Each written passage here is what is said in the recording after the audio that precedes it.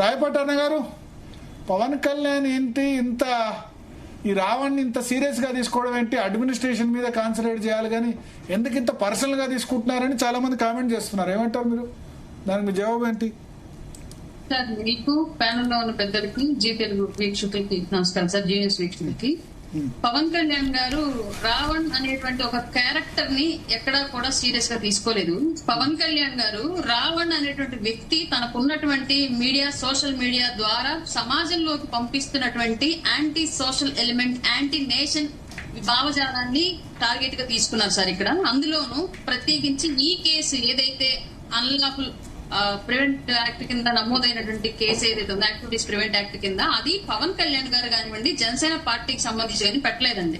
అది పూర్తిగా ఒక సాధారణ పౌరులు, సామాన్య పౌరులు అతను ఏర్పాటు చేస్తున్నటువంటి మతాల మధ్య చిచ్చు, దేశం పట్ల ఉన్నటువంటి అతనుకున్నటువంటి అసహ్య భావజాలాన్ని యువతలో పెంపొందించడము, ఆపరేషన్ సింధూర్ ని హేళన చేస్తూ మాట్లాడిన అంశం, ఆపరేషన్ కగార్ ని హేళన చేస్తూ మాట్లాడిన అంశం, కేంద్ర ప్రభుత్వాన్ని హేళన చేస్తూ మాట్లాడిన అంశం, ఇట్లాంటి అన్ని అంశాలను తీసుకొని పరిగణలోకి ఆటన్నింటి ద్వారా ఉపా చట్టం అనేది పెట్టడం.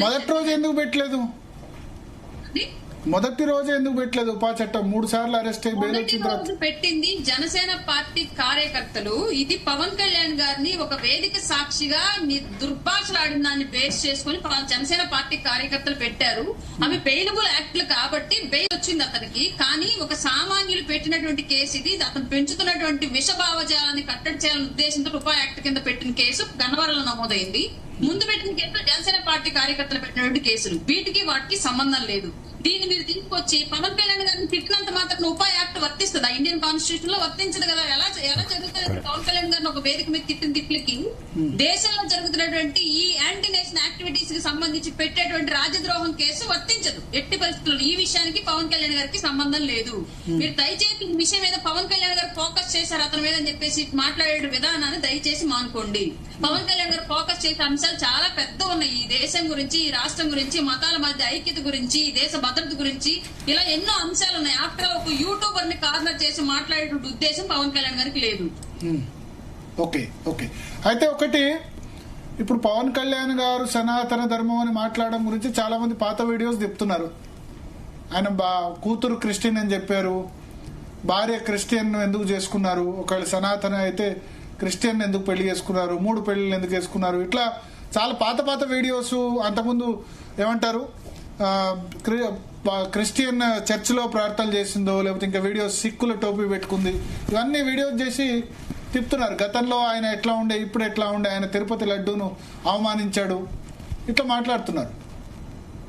ఈ మీరు మాట్లాడే అంశాలన్నింటిలోనూ తిరుపతి లడ్డు అంశం తీసి పక్కన పెట్టండి సార్. దీనికి వాటికి మ్యాచింగ్ లేదు. దానికి ముందు మీరు మాట్లాడే అంశాలన్నీ కూడా ఏ నాయకుడైనా, ఏ మతానికి సంబంధించిన వ్యక్తులైనా సరే తమ మతాన్ని తాము పాటిస్తూనే ఇతరుల మతాలను గౌరవించడం అనేది ఈ దేశం మనకు కల్పించినటువంటి లౌకికవాదం యొక్క సారాంశం. ఇక్కడ ప్రతి ఒక్కళ్ళం కూడా మన మతాన్ని మనం పూజిస్తూనే పరాయి మతాలను గౌరవించాలి.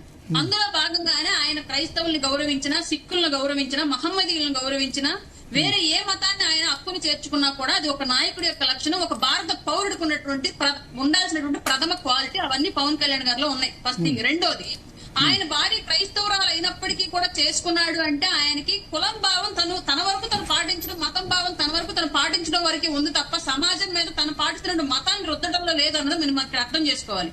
ఆయన భార్య ఇవాళ వరకు ఆయన కూడా ఎక్కడా కూడా మీరు హిందూగా మారు అని చెప్పేసి ఎక్కడా చెప్పలేదు. ఆమె క్రైస్తవాన్ని అనుసరిస్తూనే హిందూ మతాలను గౌరవిస్తూ హిందూ దేవాలయాలను సందర్శిస్తూ ఉంటారు. అంటే ఆ ఇంట్లో ఒక లౌకికవాదాన్ని, ఒక సౌభ్రతత్వాన్ని పెంచి పోషించుకుంటున్న వ్యక్తి పవన్ కళ్యాణ్ గారు. అట్లాంటప్పుడు సమాజంలో మత విద్వేషాలను ఎందుకు తీసుకొస్తారు ఆయన? ఇక్కడే అర్థమవుతుంది కదా ఆయనకున్నటువంటి చిత్తశుద్ధి, ఆయన ఒక వ్యక్తిత్వం క్లియర్ గా. కొడాలని కామెంట్ ఏమంటారు, ఉప్మా ఇడ్లీ ఇవన్నీ చట్టాలేంది కొత్తవి తీసుకొచ్చి బూజు దులిపి చేస్తున్నారు అంటారు. వాళ్ళు పరిపాలనలో ఉన్నంత కాలంలో అసలు ప్రజలు ఎందుకు ఓట్లేశారు, పరిపాలన ఎలా చేయాలి, రాజ్యాంగం ఏం కల్పించింది, మనం ఏం చేయాలన్నటువంటి విధానాన్ని పూర్తిగా వదిలేసి చేపల మాటలు, వాలంటీర్లు ఉద్యోగాలే దేశానికి గొప్ప ఉద్యోగాలు అని చెప్పేసి రుద్దినటువంటి వ్యక్తులు వాళ్ళు. కాబట్టి వాళ్ళకి చట్టాలు ఉప్మాల్లాగా పెసరట్టులాగే ఉంటాయి సార్. కొత్తగా ఏం మనం దాని గురించి మాట్లాడుకోవాల్సిన అవసరం అయితే లేదు వాళ్ళ గురించి. బాలకోట గారు.